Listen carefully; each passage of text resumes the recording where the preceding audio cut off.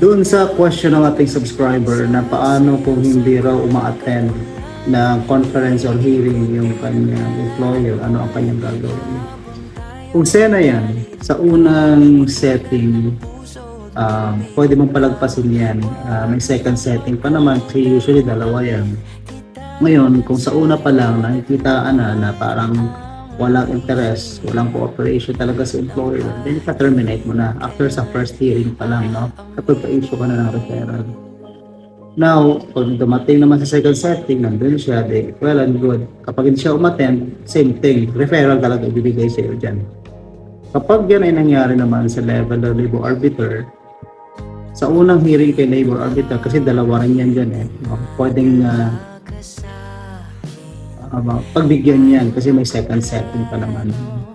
Sa pangalawang setting, pag hindi siya naka-attend, then ang employer shall be